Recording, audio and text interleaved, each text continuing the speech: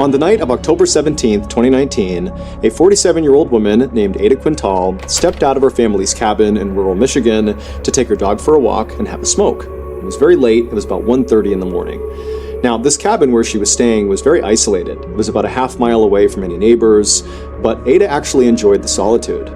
She was surrounded on all sides by forest and swamps, and the wilderness actually made Ada feel a lot safer than when she was back home in the densely populated Detroit area where she lived full-time. And this was because just a few months earlier, when she had been back home in Detroit, she had been the victim of an unprovoked attack. She had been out in the city around all these people in broad daylight, and this guy came up to her and just jumped her, broke her nose, gave her a concussion, and then ran off. But the scariest part of this attack was not the fact that she had been brutalized.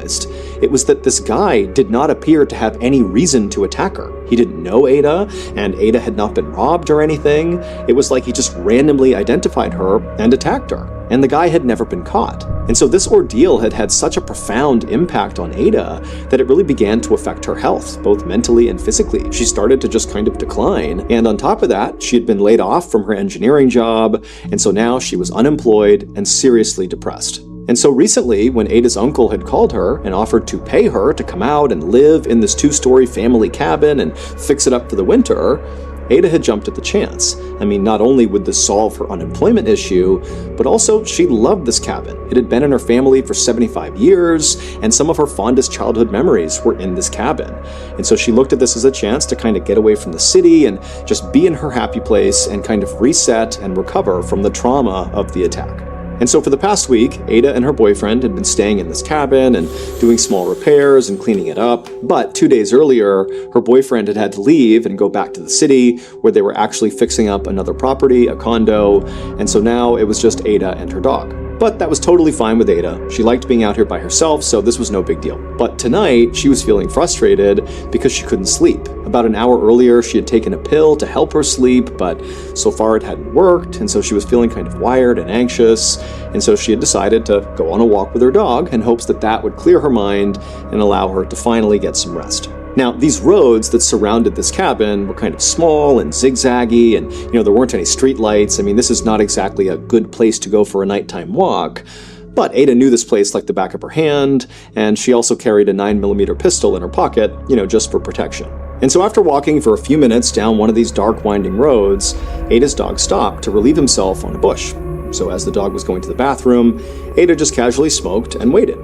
But at some point, the dog just stopped going to the bathroom, turned slightly, and began growling, and its ears perked up, and it was looking off into the darkness right ahead of them. And so Ada instinctively took her flashlight and raised it up and aimed it in the direction her dog was looking.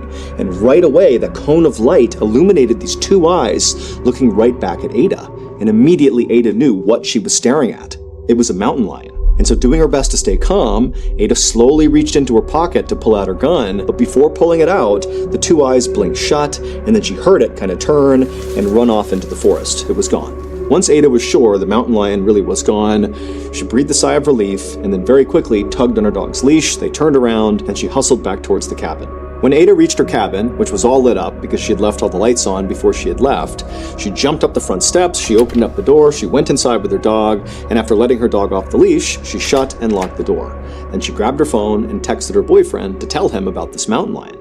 And then after hitting send, Ada felt relieved to be back in her cabin, but at the same time, she still felt very on edge. I mean, she had been, just a few feet away from a mountain lion in the middle of the night, in the middle of nowhere. But as Ada was doing her best to calm herself down, she heard this noise coming from outside the living room window, almost like twig snapping, like somebody was walking past the window. And so the way this cabin was set up is when you first walked inside, you were in the kitchen, and then the back half of the cabin was a living room, and then there were also stairs leading up to a second floor.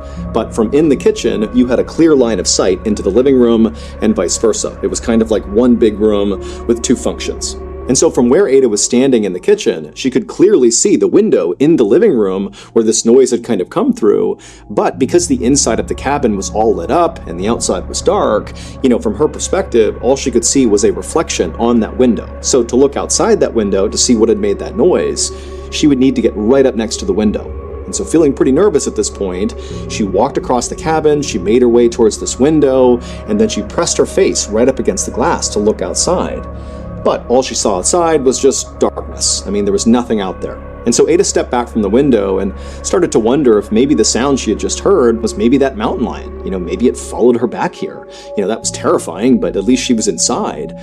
But also she was thinking to herself, mountain lions are not known for being aggressive towards humans, and they wouldn't come up to her cabin like this and prowl around outside. That's just not what mountain lions do. But Ada didn't really have any other explanation, and so she told herself, it's gotta be nothing, there's nothing out there, this is a safe place. And so she kind of forgot about the noise, and she took off her coat and put her stuff down, and then she sat down on the couch in the living room, turned on the TV, and tried to relax. But only about 20 minutes later, when Ada had finally relaxed and was even thinking about getting into her bed and going to sleep, she heard another noise coming from that same window in the living room. And this time, when she looked up and looked out that window, despite the reflections inside the cabin, she could clearly tell there was something moving outside of her cabin. And it was definitely not a mountain lion. It looked like a man. And so Ada had to stifle a scream, and then instinctively she lunged for her gun on the coffee table and then darted behind the couch and crouched down to make sure whoever was out there couldn't see her. And then, with gun in hand, she began calling out to the person out there that, hey, I'm armed. If you come in here, I'm going to shoot you. But it was just silence. And then Ada strained her ears to try to hear any sound that would give away where this person went. Were they still outside that window? Had they moved somewhere else? But all she could hear was the sound of the wind whipping outside and an owl hooting off in the distance. But then, right as Ada was starting to wonder, did I really see somebody out there? Is this all in my head? That's when she heard the distinct sound of footsteps on her front porch. And so again, Ada had to stifle a scream, and she darted to the other side of the couch, preventing the person from the front of the house to seeing her now. Then she grabbed her phone and she was dialing 911, and she was about to hit call when she stopped herself. And she began to wonder, am I just totally overreacting here? I don't know if there's somebody out there. I could be hearing things. Or maybe it's just like an animal or something. And also, deep down, Ada knew that ever since that attack in Detroit that summer, that basically everything scared her. And she was starting to wonder if maybe she was just being totally paranoid and there was nothing going on. And she didn't want to embarrass herself by calling 911 and having them come out here and finding nothing. And so Ada decided she would call her boyfriend, and so she called her boyfriend, and as the phone is ringing, she's listening intently for any other footsteps outside, but she can't hear anything. And then her boyfriend, he didn't pick up. It's also like 2:30 in the morning at this point, but her boyfriend doesn't answer. And so after that, she tries calling one of her friends, and her friend does pick up. And right away, Ada just began telling this friend about all the things that had happened that night, from going out and seeing the mountain lion and then coming back in, hearing the sound, and now hearing the footsteps on the front porch. And, she was worried that maybe she was just making it all up, but she was still really scared. And even though Ada was trying to be composed as she was telling her friend, her voice began to crack and she began to cry because she really was scared. And the friend just said, look, I'm going to call the police on your behalf. It seems like it's worth having them come out just to make sure you're really okay. Give me the address and I'll tell them where to go. And so Ada would give her friend the address, but she told the friend, thank you, but do not call right now. Just please stay on the phone for a minute and let me just do a quick investigation. Let me look out the windows, and just really make sure that this is nothing before you call the police. And so the friend said, okay, look around, but then I'm calling the police. And so with her phone and her gun in hand, Ada very carefully crept out from behind the couch, keeping a low profile, staying below the sight line of all the windows. And she crept from the living room into the kitchen towards the front of the house. And she walked over to the sink and she very slowly raised her head until she could just barely peek through the window right above the sink that overlooked the front porch. Because remember, that was the last place she had heard sounds, from the front porch. And so she very carefully peeks and looks out the window. And there's nothing there. Nobody's on the porch. It's just empty, dark forest. She's safe. Ada let out a relieved half cry, half laugh, and then stood all the way up and felt totally ridiculous because clearly she had just imagined, all these people wandering around the outside of her house. And so she was about to tell her friend that, hey, sorry, there is no issue here, don't call the police. But before she could get the words out, Ada happened to turn around and was looking back towards the living room, and she froze. Because there, in that same window she had heard those sounds coming from in the living room, was now the silhouettes of two men, clear as day, just looking in the window right at Ada. And so, acting purely on instinct, Ada just raised her gun and aimed it at these two men, and to her horror, the two men also raised guns and aimed them right back at Ada. And so Ada just started firing her gun at the window, and these men began shooting back at her, and right before Ada leapt to the ground, she was pretty sure she hit one of the men in the head with one of her rounds, and so she lands on the ground. It's absolute pandemonium at this point, and her friend, who's still on the phone, is screaming like, "What's going on? What's going on?" And all Ada could think to do was yell out, "There's two men, they're shooting at me, I think I shot one of them." And the friend is screaming, "I'm gonna call the police." And then the line goes dead, and Ada, who's crouched down behind the kitchen island at this point, she realizes all the shooting has stopped. It's now dead silent in the cabin. And so for a second, Ada was thinking to herself, maybe I managed to shoot both of them, and that's why it's quiet right now. But then another thought began to enter her head, that maybe she had only shot one of them, and the other survivor was moving into position to maybe ambush her. And so as she's running through what she's gonna do, she hears this horrible, loud thumping sound right above her in the second floor of the cabin. Now, Ada knew at this moment, she should just get her dog and run. Because if this second shooter has survived and has now come into her cabin and is upstairs, that means the forest is now clear and she can make a run for it. But as she sat there by the island, still clutching her gun, in this beloved family cabin of hers, she began thinking about the fact that ever since that attack in Detroit over the summer, that had totally wrecked her life and made her scared of everything. And so as she heard the sound of whoever this was marching around in her second floor, she made a decision. She was going to stand her ground and fight. And so she took a deep breath, she stood up, and with gun in hand, she made her way to the stairs and began to go up.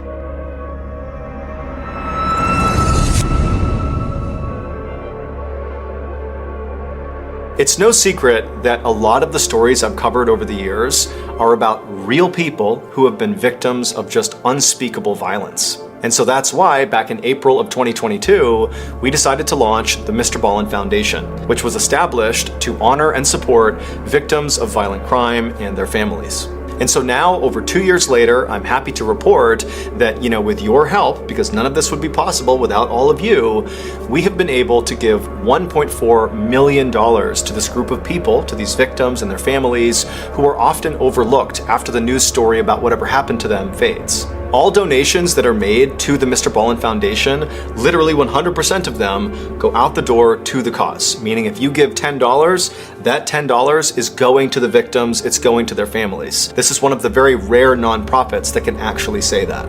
If you're interested in joining the Mr. Ballen Foundation community and contributing to this effort, all you have to do is go to mrballen.foundation and click on Donate. Again, just go to mrballen.foundation and click on Donate. Thank you again to all our donors, our listeners, viewers, all the people that made this possible. We are genuinely changing the world. Thank you so much, and now back to the story.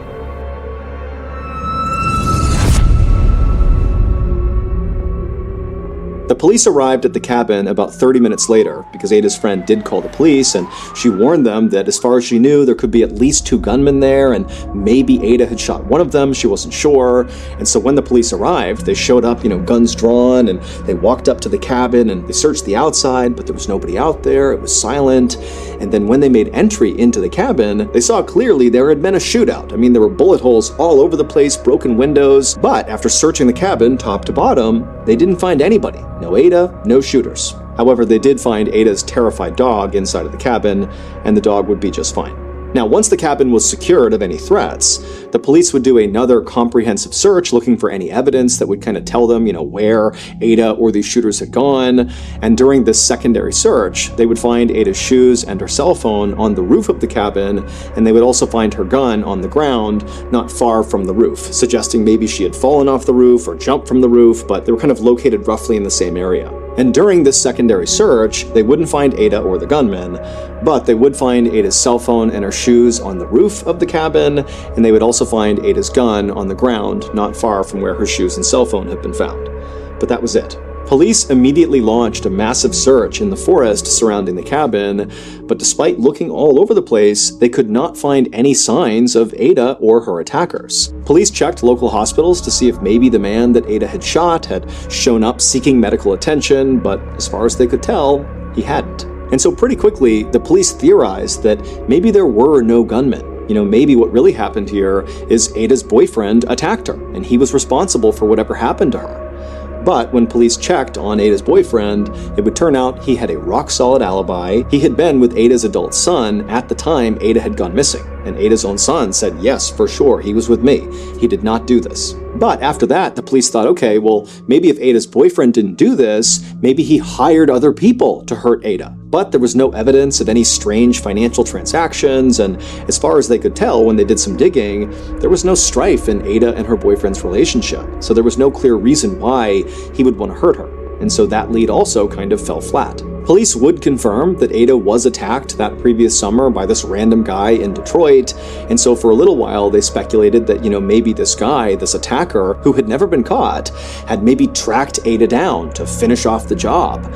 But that seemed so far-fetched and just unlikely that that basically was shut down as well. And as the days passed, the evidence that was coming in only made the case more confusing. For example, there were all these bullets fired during this big shootout in the cabin, and when they examined the actual bullets they extracted from the walls and the floor and the ceiling, they were all from Ada's gun. However, outside and inside the cabin, they found all these different shell casings, suggesting that those bullets had been fired from different weapons, i.e., maybe the attacker's weapons. And so as the weeks passed by and Ada and her attackers were not found, people began to speculate that, maybe this was all an elaborate setup by Ada just so she could disappear. Or other people thought maybe she was abducted by aliens. I mean, there were lots of theories surrounding this, but basically nobody knew what happened. And then pretty soon, the case just went completely cold. That is, until December 21st, 2019, so about 2 months after Ada's disappearance. And on that day, Ada's family decided to drain a pond that was near that cabin in the woods. At this point, the family was so desperate for closure that they were prepared to do just about anything to find Ada and to figure out what happened to her. And so even though this pond had previously been searched by the police, they drained this pond, and sure enough, they find Ada. She was deceased, and her body was found about 300 yards away from the cabin, and she was covered in only about a foot of water. Now, initially, the speculation was, well, here you go. She must have been chased out of her cabin by these attackers, and she was shot and killed, and this is where she fell. But after a quick examination of her body, it was clear she had no bullet wounds on her anywhere. In fact, she didn't even have any bruises on her or any major scrapes or cuts or anything, so it didn't even seem like she had been in any sort of physical struggle at all before she died. In fact, unless she had drowned, it really just seemed totally unclear how she had died. It was not until the medical examiner did Ada's autopsy that all this baffling evidence began to make sense. It would turn out, in the wake of that horrible random attack that Ada had suffered over the summer, that Ada was actually doing far worse than she let on to her family and friends. She had basically begun to cope with her trauma and anxiety with substance abuse. And so on the night that she had died, she was likely feeling totally stressed out and anxious, and she couldn't sleep as a result. And so she had taken some Valium, which is a fairly strong sedative, and also some anti-anxiety medication, but after taking those pills, she still wasn't tired. And so that was when she decided to, go out for a walk with her dog, to clear her head, and have a smoke. But it was not cigarettes that she was smoking. She was smoking methamphetamine, known simply as meth. And meth is a very strong stimulant that people like because it makes them feel very strong and confident and alert, which for Ada was a powerful antidote to the helplessness she was feeling all the time from the attack she had suffered that summer. But one of the many downsides of meth is that it can make you extremely paranoid. And so during her walk that night, as she's smoking meth, she sees a mountain lion, which terrifies her. And then after the mountain lion trots off, it was like that jolt of adrenaline and fear from seeing the mountain lion didn't subside because of smoking meth. It was like the meth sent her into this paranoia overdrive that she couldn't escape from. And so when Ada went back inside of her cabin, she very likely did see people in her windows. But almost certainly it was just her own reflection, but again, she's in this meth-induced paranoid state, and so instead of realizing it was her own reflection, she thought it was like intruders coming to get her. And before long, she'd raised her gun and thought the people outside were raising their gun back at her, but again, it's just her reflection, and so when she was shooting, she was basically having a shootout with herself. And then as for, the strange noises she was hearing, like the footsteps on the second floor, very likely those were just natural sounds kind of happening outside. She's out in the middle of a forest. There's lots of noises that are totally natural at night.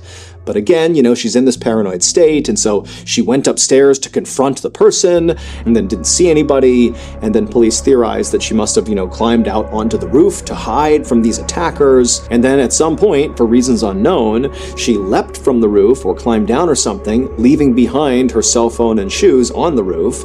She left her gun on the ground, and then she ran off into the forest, where she ultimately collapsed, 300 yards away in a foot of water, where she died not from drowning, but from a combination of hypothermia and also a toxic combination of drugs in her system. And so in the end, the danger that Ada was trying to escape was in her own mind. Before I became a professional, strange, dark, and mysterious storyteller, I served in the military. And during my time in the military, I had some pretty wild experiences. But what I remember most about my time in service was not my own stories, but rather the stories I heard from other service members. Keep in mind, service members are sent to some of the most isolated and treacherous places in the world that very few people go to. And so some of the stories that come out of those places are totally creepy and weird. And even more than that, a lot of these stories sort of stay in-house. They stay in the military just because it's kind of a cultural thing. People don't necessarily want to go out and tell the world about the totally unsettling and inexplicable thing they saw while they were deployed. It's like people might think they were crazy. But there's lots of stories like that. And so if hearing some of those crazy military stories appeals to you, well, boy, do I have a podcast for you. It's called